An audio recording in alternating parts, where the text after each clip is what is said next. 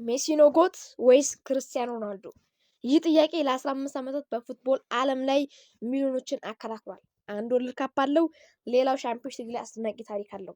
አንዱ በድሪብሊንግ ፓሲንግ እና ክሬቲቪቲ ይደነቃል፣ ሌላው በጎል ፓወር ሜንታሊቲ እና ፊኒሽንግ ይገዛል። ግን እዚህ ላይ አንድ ጥያቄ አለ። ዋንጮች ብቻ ካየን በቂ ነው? ጎሎች ብቻ ካየንስ? ወይስ ጎት ለመሆን ከዚህ በላይ ነገር ያስፈልጋል? ዛሬ በስድስት ዋና ነጥቦች ሜሲ እና ሮናልዶን እንመረምራለን። እስከ መጨረሻው ተመልከቱ፣ አብራችሁን ቆዩ። ሰላም ውድ የናቲ ፉትቦል ቤተሰቦች፣ ዛሬ የምነጋገረው መጀመሪያ ላይ እንደነገርኳችሁ በእግር ኳስ ታሪክ ውስጥ ምናልባትም በጣም ክርክር የሚያስነሳው ጥያቄ ሊዮኔል ሜሲ ወይስ ክርስቲያኖ ሮናልዶ ማነው ጎት? ለአንዳንዶቻችሁ ሜሲ ነው፣ ሌሎቻችሁ ሮናልዶ ነው እና እሱን እናያለን። ለ15 ዓመታት በእግር ኳስ ዓለም ላይ ሚሊዮኖችን ያከራከረ ጉዳይ ነው። ዛሬም ደግሞ በእኛ በናቲ ፉትቦል የዩቱብ ገጻችን በትንታኔ ይህንን መርጠናል ማለት ነው። እስከ መጨረሻ አብራችሁን ቆዩ። ላይክ፣ ሼር፣ ሰብስክራይብ እንዳይረሳ። አብራችሁን ቆዩ እስከ መጨረሻው። እኔ ይህንን ትንታኔ መርጦችን ያከፈልኳችሁ እስከ መጨረሻ አብራችሁን የምቆየው እኔ ናቲ ብርሃኑ ነኝ። ወደ ትንታኔያችን እናልፋለን። እና ለአንዳንዶቻችሁ እንግዲህ ሜሲ ነው ጎት፣ ሌላችሁ ደግሞ ሮናልዶ ነው እና አንዳንዶቹ ደግሞ ሁለቱም ማወዳደር አይገባም፣ ሁለቱም የእግር ኳስ ታሪክ ቀይረዋል ይላሉ። ግን ዛሬኛ ይህን ክርክር በስሜት ብቻ አንመለከተውም። ዋንጫ፣ ጎል፣ አሲስት፣ የግል ሽልማቶች፣ የሀገር ውስጥ የሀገራቸውን እንግዲህ የተጫወቱበትን ዋንጮችን የመሳሰሉትን እና አጮት ስታይላቸውንና እንግዲህ ሌጋሲያቸውን በመመልከት ሁለቱም እናወዳድራለን። እስከ መጨረሻ አብራችሁ ቆዩ ማለት ነው። ወደዛው እናልፋለን። መጀመሪያ እንግዲህ በስድስት ክፍሎች ነው እንዳልኳችሁ የምንጀምረው። አንደኛ የምንጀምረው በዋንጮችና ሜጀር ታይትሎች እናነሳለን። መጀመሪያ እንግዲህ እንጀምር ከዋንጫ። እንግዲህ እግር ኳስ ላይ የግል ብቃት ብቻ አይበቃም። እንግዲህ በተለይ ደግሞ ጎት ለመባል በትልቁ መድረክ ላይ ዋንጫ ማሸነፍ ትልቅ ነገር ነው እና ግን ከጎል ጋርም ዋንጮችን በጣም ማሸነፋል። የግል ብቃትን ማሳደግ አለበት። በሜሲ እንጀምራለን። መጀመሪያው ሜሲ በባርሴሎና ያሳለፈው ዘመን የክለቡን ታሪክ ቀይሮታል ማለት ነው። የራሱንም ታሪክ ቀይሮታል። ሊዮኔል ሜሲ በባርሴሎና እንግዲህ በብዛት ዓመት የምናውቀው በዛ ራሱን ያሳየ ድንቅ ብቃት አሳይቷል።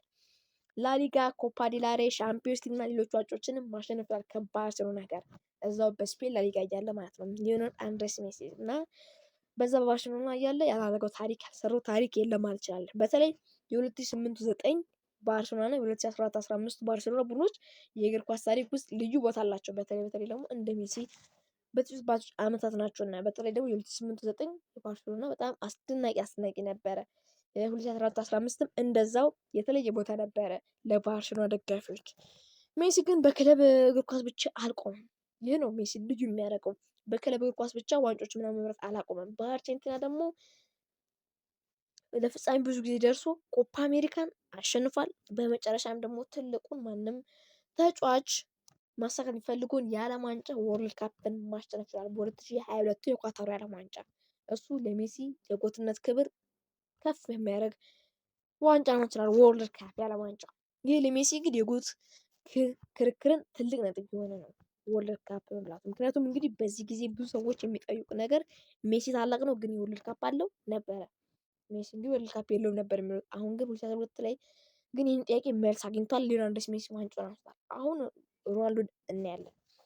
ሮናልዶ ስለ እንግዲህ በእንግላንድ፣ በስፔን፣ በጣሊያን ውስጥ በተለያዩ ክለቦች ተሳክቶለታል ማለት የምንችል ተጫዋች ነው። በሁሉም ክለቦች በሄደበት የሚሳካለት ተጫዋች ነው ክርስቲያኖ ሮናልዶ። በማንቸስተር ዩናይትድ፣ ሪያል ማድሪድ፣ ጁቬንቱስ እንግዲህ እንግሊዝ በማንቸስተር ዩናይትድ አለ።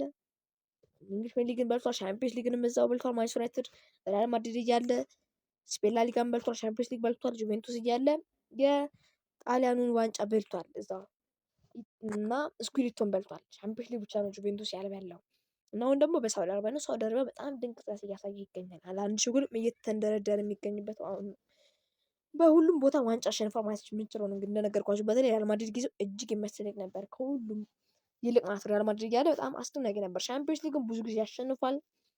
5 ጊዜ ሻምፒዮንስ ሊግን ማሸነፍ ችሏል እና ፖርቱጋልን ደግሞ የዩሮ 2016 ላይ ወደ ሻምፒዮን እንድትሆን እንግዲህ ያደረገ ተጫዋች ነው ክርስቲያኖ ሮናልዶ። 2016ን የአውሮፓ ዋንጫ ማሸነፍ ችሏል ክርስቲያኖ ከፖርቱጋል ጋር እንግዲህ ይህ በናሽናል ቲም ደረጃ ሮናልዶ ያለውን ትልቅ ቦታ ያሳያል በዩሮ እና በቅርብ ጊዜ ደግሞ ኔሽንስ ሊግን መብላቱን እናስታውሳለን። ስፔንን አሸንፎ በፔናልቲ ቅርብ ጊዜ ትውስታችን ነው።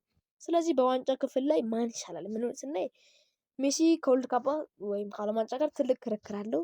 እሱ ትልቅ ነጥብ ይሆናል። ሮናልዶ ደግሞ በሻምፒዮንስ ሊግ እና በተለያዩ ሊጎች ያለው ስኬት በጣም ትልቅ ነው እና ሜሲ በወርልድ ካፕ በጣም ሮናልዶ ለምን አቃተው እስከ ግማሽ ፍጻሜ ካልተሳሳትኩ በመጀመሪያው ዓለም ዋንጫ እሱም ግማሽ ፍጻሜ ላይ እነ ፊጎ በነበሩበት አንበል የነበረበት እዛ ላይ ነው እንግዲህ በምን የምናውቀው የመጀመሪያው ዓለም ዋንጫው ብዙ ተሳትፎ አልነበረውም። ግን እሱ የምናውቀው በደንብ ሩብ ፍጻሜ ላይ በ2002 ሜሲ የበላበት በሞሮኮ የተሰናበቱበት በሩብ ፍጻሜው እሱን እንግዲህ ልናነሳ የምንችለው እና ክርስቲያኖ ሮናልዶ በደንብ በሻምፒዮንስ ሊግ ደግሞ ሮናልዶ በጣም ትልቅ ታሪክ አለው ስለሆነ 5 ሻምፒዮንስ ሊጎችን መብላት ማለት በጣም ትልቅ ነገር ነው። ስለሆነ እዚህ ላይ እንግዲህ ማን ይበልጣል የሚለውን አሁን ኮሜንት ላይ አስቀምጦልኝ ይህንን ነገር እናየዋለን። እስቲ ማን እንደሚበልጥ ሜሲ በወርልድ ካፕ ሮናልዶ ደግሞ በሻምፒዮንስ ሊግ። ከሻምፒዮንስ ሊግ ከወርልድ ካፕ እንግዲህ ወርልድ ካፕ ትልቅ ታሪክ ያለው ዋንጫ ነው። ማንም ደግሞ ማሳካት የሚፈልገው ዋንጫ ነው ማለት ይችላል። ስለሆነ ሜሲ ዋንጮች ትንሽ የብሬንት አለው ብዬ አስባለሁ። እንግዲህ እዚህ ላይ ብለኔ ማለት ነው።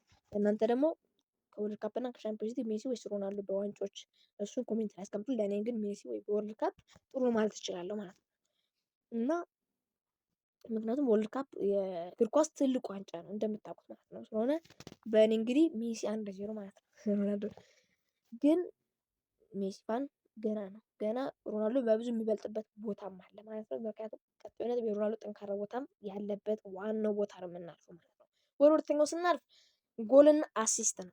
ጎልና አሲስት ዋናው የእግር ኳስ ውስጥ ማለት እንችላለን። አሁን ወደ ጎልና አሲስት እንገባለን። እዚህ ላይ የምናየው ነገር እንግዲህ ቀላል ማለት ይችላል። ሁለቱም የጎል ማሽን ናቸው ማለት እንችላለን። በእግር ኳስ ታሪክ ውስጥ 15 ዓመታት ጎል የሚያስቆጥሩ ድንቅ ተጫዋቾች ናቸው። ሁለቱም እንግዲህ የጨራሽ አጥቂ ወይም 9 ቁጥር ሚና አይደለም የሚሰለፉት። ሮናልዶ በተለይ እንደውም 9 ቁጥር ሚና ይሰለፋል። ሜሲ ግን በቀኝ ክንፍ እየተነሳ የሚጫወት ድንቅ ተጫዋች ነው። ሮናልዶ ግን በግራ ክንፍ የሚጫወት ተጫዋች ነው። ግን ጨራሽ አጥቂ ሆኖ 9 ቁጥር ላይ የሚሰለፍ በጣም ድንቅ ተጫዋች ነው እና ሮናልዶ የእግር ኳስ ታሪክ ውስጥ ከፍተኛ ጎል ስኮረር እሱ ብቻ ነው ማለት እንችላለን እና በተለያዩ ሊጎችም ውስጥ ጎል ማስቆጠር እንደሚችል ያሳየን ተጫዋች ነው። ክርስቲያኖ ሮናልዶ አሁን 1000 ለመግባትም እየተንደረደረ ያለ ተጫዋች ነው። እነ ፔሌ ይባላል ግን ፔሌ እስካሁን ያልተመዘገበ ጎል ነው ያለው። ስለሆነ አሁን ሮናልዶ ነው የእግር ኳስ ታሪክ ከፍተኛ ጎል አስቆጣሪ። በሁሉም ሊጎች ግን በተጫወተበት ጎል አስቆጥሯል። እንግሊዝ ላይ ጎል አስቆጥሯል። በማንቸስተር ዩናይትድ በተጫወተበት፣ ስፔን ላይ ሪያል ማድሪድ በተጫወተበት ጎል ሁሉም አስቆጥሯል። ጣሊያን ላይ ጁቬንቱስ የተጫወተበት ጎል አስቆጥሯል። ሳውዲ አረቢያ ላይ እንዲሁም ጎል አስቆጥሯል። አልናስር ላይ እና አልናስር ላይ ምንም እንግዲህ 1000 ጎል ይደርሳል ተብሎ የሚጠበቀው እና ይህ ነገር በሮናልዶ ላይ ትልቅ ነጥብ ያሳያል ተብሎ የሚጠበቅ ነው። በደንብ በቃ ጎልን አዳፕት አድርጎታል ማለት ይችላል። በጣም ልምዱ ያደረገው ተጫዋች ነው ክርስቲያኖ ሮናልዶ እና በእድሜው ሲጨምር የጨዋታ አቀራረቡ ቀይሮ እንኳን ጎል ማስቆጠር ቀጥሏል። እድሜው ሲጨምር እንኳን ትንሽ ደከም ይላል ተጫዋች ይባላል። ከ35 ምናምን ሲያልፍ ከ36 37 ሲያልፍ በጣም ይደክማል ማለት እሱ ግን 41 ዓመቱ ላይ ሆኖ አሁን ጎል ማስቆጠር የሚችል ድንቅ ተጫዋች ማለት የምንችለው እና እድሜ ያልገደበው ተጫዋች ነው። ሜሲን ስናይ ደግሞ ሜሲ ደግሞ ጎል ብቻ አይደለም፣ ጎል አሲስት ክሬቲቪቲ ነው። በጣም ጎል ያስቆጥራል። ከቀኝ ክንፍ የተነሳ በጣም ድንቅ ድንቅ ጎሎችን የእሱን እናውቃለን። አሲስት ያደርጋል። አሲስቶች ላይ እሱ ነው አንደኛ ማለት እንችላለን ነው። ክሬቲቪቲ በጣም የፈጠራ ችሎታ አለው። ኳሶችን በደንብ አሲስት የሚያደርግ ማለት ነው። ክሬቲቪቲ አሲስት አንዱ ፈጠራ ችሎታው ከማንም የበለጠ ነው። ኳስ እንግዲህ ወደ ጎል ሲመጣ እንደምታውቁት ከሚድፊልድ ወደ አታክ ላይ የሚወስድበት መንገድ በጣም አስደናቂ ነው። ከመሀል ሜዳው ወደ ማጥቃቱ ክፍል የሚወስድበት መንገድ በጣም አስደናቂ ነው። ይሄ የማጣጣፍ ወይም መጀመሪያ እንዳልኩት የድሪብሊንጉ ችሎታ ማለት ነው። እንግዲህ አንድ ጨዋችን ሲያልፍ የሚያልፍ ይችላል እንደፈለገ 2 ሊያልፍ ይችላል፣ 3 ሊያልፍ ይችላል፣ 4 እና ከዚያ በላይ ሊያልፍ ይችላል። እንግዲህ ማንኛውም ቦታ ላይ እንግዲህ የማይቀባ የሚሰር ቦታ ላይ ማስቆጠር የሚችል ተጫዋች ነው ሊዮናልዶ ሜሲ። ትክክለኛ ፓስ ኳሶችን መስጠት የሚችል አሲስት ሊያደርግ ይችላል። ስለዚህ ጥያቄው እንዴ ነው? ጎል ብቻ ካየን ሮናልዶ ይሻላል። እርግጥም ብዙ ሰዎች አው ይላሉ፣ ግን ፉትቦል ጎል ብቻ አይደለም። ቻንስ ክሬት እድሎችን መፍጠር፣ አሲስት ማድረግ፣ ኳስ ማቀበል፣ ድሪብሊንግ፣ ፕሌይ ሜኪንግ እንዲሁ ወሳኝ ናቸው በእግር ኳስ ውስጥ። ስለዚህ የግል እይታዬ እንግዲህ እንደምለው ጎል ስኮሪንግ ወይም ጨራሽነት ሮናልዶ፣ ጎል ክሬቲቪቲ፣ አሲስት ፈጠራ፣ ጎል አስቆጣሪነት፣ አሲስት ወይም ማቀበል ሜሲ። እዚህ ላይ 1 ነጥብ ለሮናልዶ እና 1 ነጥብ ለሜሲ ልስጥ። ስለሆነ ለምን ጎል ስናይ ጎልና አሲስት ነው እንግዲህ ያለው ስለሆነ ለጎልም ማስቆጠር አሲስት ይገባል። እንግዲህ አሲስት ከመጣሉ ጎል የሚቆጠረው ስለሆነ አንድ ነጥብ ልስጥና እንደዚህ ወደ ሶስተኛው አልፏል ስለሆነ ሜሲ ይበላል ማለት ነው። ወይኔ እስካሁን እና አሁን ወደ ሶስተኛው ነጥብ እንሄዳለን። ወደ ዋናው አካባቢ እየመጣ ነው። ኢንዲቪጁዋል አዋርድ የግል ሽልማቶች፣ የግል አዋርድ እንመለከታለን። ዋናው እንግዲህ የምናነሳው የግል ሽልማት ስናነሳ በሁሉም ነገር ትልቅ በግላቸው ማሳካት የሚፈልጉ ተጫዋቾች ስንል ባላንዶር ነው። ይህ ቃል ብቻ ለሜሲ በርሰሎና ክርክር በቂ ነው ማለት እንችላለን።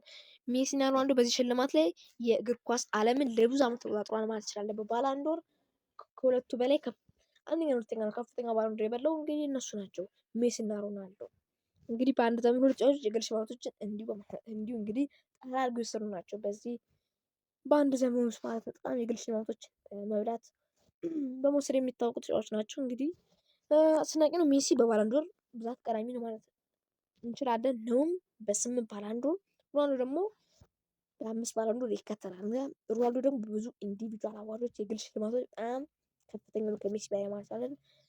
ታላቅ ታሪክ ያለው ጎልደን ቡት ሁለቱም አላቸው ማለት አይደለም። የወርቅ ጫማ ሁለቱም ማንሳት ችሏል። ሻምፒዮንስ ሊግ ከፍተኛ ጎል አስቆጣሪ ሮናልዶ በዚህ ውስጥ በጣም ጠንካራ ነው ማለት አይደለም። ሜሲም እንደዛው ያለው ተጫዋች ነው። የአመቱ ምርጥ ተጫዋች ሁለቱም ብዙ ጊዜ ያሸነፉ ተጫዋቾች ናቸው። ግን ኢንዲቪጁዋል አዋርድ ላይ አንድ ተጫዋች ሌላውን በግልጽ ይበልጣል ብለን ስንመለከት ሜሲ ይበልጣል። ምክንያቱም እንደምታውቁት ባላንዶር ብዛት ብቻ ሳይሆን የሙሉ ጨዋታ ተጽዕኖን በግል ሽልማት ውስጥ ተመልክቷል እና ሽልማቶችም አሉት። እናም ደግሞ ባላንዶርም በጣም በብዙ በልቷል ማለት ነው። እና ሜሲ 3-1 እንበል አሁን ማለት ነው። ሜሲ 3-1 እየመራ ግን እዚህ ጋር ነገሩ አሁንም አልተጠናቀቀም። ምክንያቱም ሮናልዶ ቀጣዩ ነጥብ ብዙ የሚነጋገሩ ነገሮች ያሉት ነው ማለት ነው። በደንብ ሰርገን የምንገባበት ቡድን ነው እና ሜሲ አሁን 3-1 እየመራ ነው ክርስቲያኖ ሮናልዶን በእኔ እይታ ማለት ነው። ግን እንደዚህ አይደለም የምትሉ ኮሜንት ላይ አሁን ማስቀምጡ ሮናልዶ ይበልጠው ኮሜንት ላይ አስቀምጡልኝ እናየዋለን ማለት ነው። እና ወደ ሶስተኛውን ጨርሰን ወደ አራተኛው እናልፋለን። ናሽናል ቲም ነው አሁን ደግሞ እናነሳው ወይም ሀገራቸውን እንዴት ነው ጠንካራ ናቸው አይደለም የሚለውን እናያለን። እስቲ አሁን ደግሞ ናሽናል ቲም ስንሄድ ሜሲ ከሮናልዶ ሲባል ይህ ነጥብ በጣም አስፈላጊ ነው። ሜሲ በአርጀንቲና ለብዙ ዓመታት ተጫውቷል ማለት እንችላለን። ሜሲ ባርሴሎና ላይ ሁሉንም ያደርጋል፣ ግን አርጀንቲና ጋር ምን ያደረገ የሚሉ ሰዎች ነበሩ። በጣም ሜሲ በሀገሩ ላይ ቅሬታ የተነሳበት ነበር። የአርጀንቲና ሰዎችም ጭምር ይህ አርጀንቲና አይደለም ስፔናዊ ነው ሲሉ ነበር የሚናገሩት። በጣም እሱም ደግሞ እግር ኳስን አግሏል ማለት እንችላለን። ከብሔራዊ ቡድን ራሱን ማግለሉ ይታወሳል። ሊዮኔል አንድሬስ ሜሲ በጣም ብዙ ጫና ነበረበት በእግር ኳሱ የሚሉ ሰዎች ነበሩ እና እውነት ነው። ለአርጀንቲና በጣም ደከሙ። ብዙ ፋይናሎች ነበሩ ተሸንፏል። ፍጻሜ ደርሰው ለማንሳት ያክል 2014 የዓለም ዋንጫ ደርሶ ነበር። በጀርመን መቶ ደቂቃ በሄደበት እንግዲህ አንድ ተሸንፏል በኮታ ጎል። 2015 ኮፓ አሜሪካ ተሸነፈ እንደዛው። 2016 ላይ ኮፓ አሜሪካ በድጋሚ እንደዛው ተሸነፈ እና በሜሲ ላይ በጣም ትልቅ ጫና ነበር የሚፈጥረው እና ከ2001 ላይ ኮፓ አሜሪካ ከሶስተኛ ጊዜ ፍጻሜ ደረሰ፣ አሸነፈ። ዋንጫውን አሸነፈ አርጀንቲና። ከዛ 2022 የወርልድ ካፕ ደግሞ ሁለተኛ ጊዜ ፍጻሜ ደረሰ፣ አርጀንቲና አሸነፈችው ማለት ነው። ይህ ለሱ በጣም ትልቁ ነበር ማለት ነው። 2022 የዓለም ዋንጫ ሮናልዶ የዛ ጊዜ ሩብ ፍጻሜ እንዳልኳችሁ በሞሮኮ ነበር የሰነበተው በዚያች አፍሪካዊት ሀገር ድንቋን እና ሜሲ ደግሞ ቡድኑ ላይ ትልቅ ተጽዕኖ የነበረው ተጫዋች ነበረ እና በዓለም ዋንጫው በኮፓ አሜሪካን በዓለም ዋንጫው ዋንጫ ስታነሳ አርጀንቲና አሁን ወደ ክርስቲያኖ ሮናልዶ ስናልፍ ወደ ፖርቹጋል ቀደሞ ክርስቲያኖ ሮናልዶ ትልቅ ታሪክ አለው ማለት ይችላል። የአውሮፓ ዋንጫ 2006 ላይ ፖርቹጋል ዋንጫ እንድታሸንፍ አድርጓል። እና እንዲሁም ደግሞ የዩኤፋ የኔሽንስ ሊግ ደግሞ አሸንፏል ሮናልዶ። ፖርቹጋል እንግዲህ የናሽናል ታሪክ ውስጥ ትልቅ ሚና አለው። ግን አንድ ትልቅ ልዩነት አለ። የዓለም ዋንጫ ሜሲ ወርልድ ካፕ አሸናፊ ሆኗል፣ ሮናልዶ ግን አልሆነም። ይህ ትልቅ ልዩነት የሚፈጥር ነው በጎት ውስጥ የዓለም ዋንጫ እና ጎት ክርክር ላይ ወርልድ ካፕ ትልቅ ነጥብ ስለሆነ እዚህ ላይ ሜሲ ጠንካራ እድልን ያገኛል። እናንተም እንደምታምኑበት ተስፋ አደርጋለሁ። ወርልድ ካፕ በጣም ትልቅ መከራከሪያ ነው። ትልቅ ዋና የሚያስፈልግ ነው። በእግር ኳስ እንትን ውስጥ በተለይ በሀገር ስጮት የዓለም ዋንጫ በጣም አስፈላጊ ነው። ከአውሮፓ ዋንጫ የሚበልጥ ነው እና ከኔሽንስ ሊግ የሚበልጥ ነው። ከኮፓ አሜሪካ የሚበልጥ ነው ስለሆነ ሜሲ አሁን አንድ ነው። ግን ዋናው የሚበልጠው አንድ ነገር አለ። እሱም የተለያዩ አገሮች ላይ ሊጎችን ውስጥ ራሱን ማስማማት አለበት። በቃ ራሱን በተለያዩ ሊጎች ውስጥ ያጮታል። እንግሊዝ ብትሄደው በደንብ ይጮትላል። ምርጡ ፐርፎርማንስ አይተው እዛ ስፔን ብትወስደው፣ ጣሊያን ብትወስደው፣ ጀርመን ብትወስደው፣ የፈለጉት ላይ ብትወስደው በደንብ አዳፕት ማድርጎ በደንብ ውጤት የሚል ተጫዋች ነው። ወደ አምስተኛው ስናልፍ አየርላንድ ነው። አምስተኛው ፕሌይንግ ስታይል ነው ወይም አጨዋወት ስታይላቸው ስንመርቅ አሁን በጣም አስደሳች ክፍል ላይ ደርሰን ማለት እንችላለን። ሁለቱም እንግዲህ በጣም አስደሳች ስታይሎች አሉ፣ አጨዋወት ስታይሎች። ሜሲን እንመለከታለን። እንዴት ይጫወታሉ ሜሲ ከሮናልዶ? ሜሲ ኳስ ሲያገኝ ብዙ ጊዜ እንግዲህ ማንም የሚያውቀው ብዙ ጊዜ የሚያስበው ጎል ብቻ አይደለም። ሜሲ የቡድን አታክ እንዴት እንጀምር፣ ዲፌንስ እንዴት እንክፈት፣ በጣም የተዘጋ አጥር ከሆነ በደንብ ሜሲ መክፈት ይችላል። የትኛውን ኳስ መስጠት አለበት የሚሉን ያህል ድሪብሊንግ ድሪብሊንግ ማጣጣፍ ችሎታ እንግዲህ ማንም አይወዳደረው። ሜሲ ኳስ ቁጥጥር፣ ሜሲ እይታ በደንብ ማየት የሚችል ተጫዋች ነው። ሜሲ ስሩ ቦል ወይም የመሬት ላይ ኳሶች፣ ሜሲ ፕሌይ ሜኪንግ፣ ሜሲ አጨዋወት በጣም ያለው ተጫዋች ነው ሜሲ። እና ከዲስታንስ የሚመጣ ፍሪ ኪክ ቅጣት ምት ጎሎችን ማስቆጠር የሚችል በቅጣት ምት አንደኛ ጎል አስቆጣሪ ነው ሊዮኔል አንድሬስ ሜሲ። ፍሪ ኪክ አንደኛ ነው። እንዲሁም ሜሲ በዚህም በጣም ጥሩ ነው። እና ሮናልዶ ስንመለከት ደግሞ ሮናልዶም ደግሞ በሌላው በጣም ትልቅ ነገር አለው። ስፒድ ወይም ፍጥነት፣ ኃይል፣ ጉልበት፣ ዝላይ ወይም ቴስታ አመታት፣ አጨራረስ፣ ከኳስ ውጭ ደግሞ እንቅስቃሴዎች ከሜሲ በጣም የበለጡ ናቸው እና በፔናልቲ ኤሪያ ውስጥ በፔናልቲ ቦክስ የሚያደርገው እንቅስቃሴ በጣም አስደናቂ ነው። ከሜሲ የበለጠ ነው እና በተለይ ሻምፒዮንስ ሊግ ሮናልዶ በትልቁ መድረክ ላይ ጎል ማስቆጠር በሚባለው ነገር ላይ የራሱን ስም አትሟል ማለት እንችላለን። በሻምፒዮን በጣም ከፍተኛ ጎል አስቆጣሪ፣ በጣም ትልቅ ጎል አስቆጣሪ፣ በጣም ጨራሽ አጥቂ የምንለው ነው ማለት ነው። እንዳልኳችሁ ነው እንግዲህ የሮናልዶን አይነቱ የፕሌይንግ ስታይሉን ስናይ ስለሆነ ሜሲ የእግር ኳስ ተፈጥሮ ችሎታን ይወክላል ማለት እንችላለን። ድሪብሊንግ ማለት የተፈጥሮ ችሎታ ነው የምንላለን፣ ግን በራሱ ሰርቶ የሚመጣበት ነገር አለ። በተፈጥሮ ብቻ የሆነ ነገር አይመጣም። ይህ ትልቅ ክርክር ያነሳል ማለት ነው። እናንተ ኮሜንት ላይ አስቀምጡልኝ።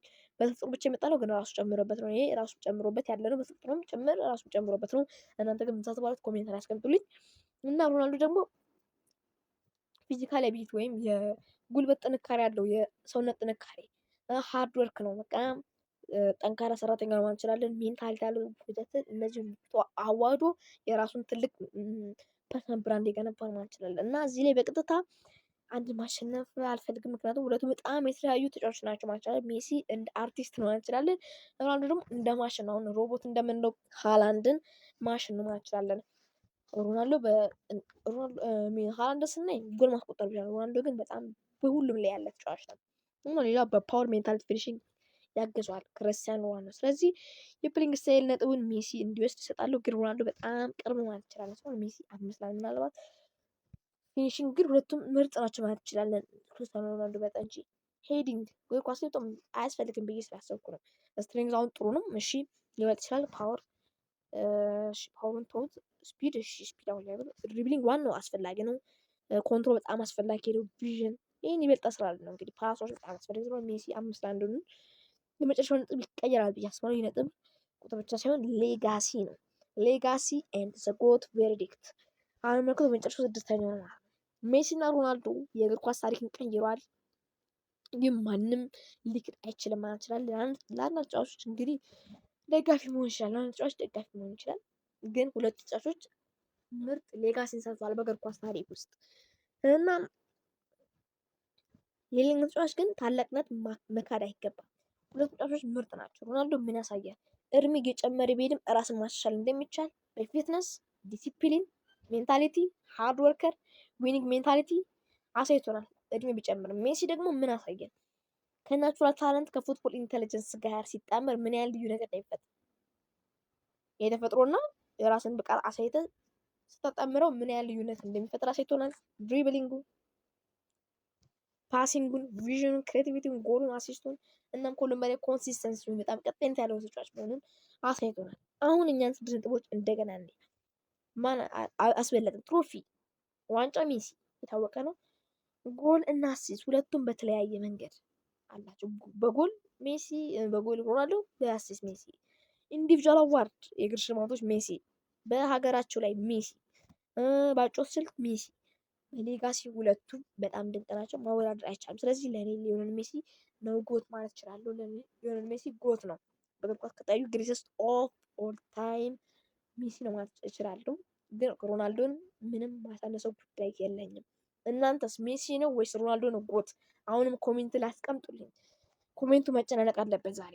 ግን ይሄ ማለት ክርስቲያኖ ሮናልዶ ትንሽ ማለት አይደለም በጭራሽ። ይህንን ግን አይምሯቸውን የተይዙልኝ እፈልጋለሁ። ሮናልዶ የእግር ኳስ ታሪክ ውስጥ ከፍተኛ ደረጃ ያሉ ኳሶች አንዱ ማለት ይችላል እና በእኔ ጌታ ነው እንግዲህ ሜሲ ይበልጣል ከሮናልዶ ክርክር።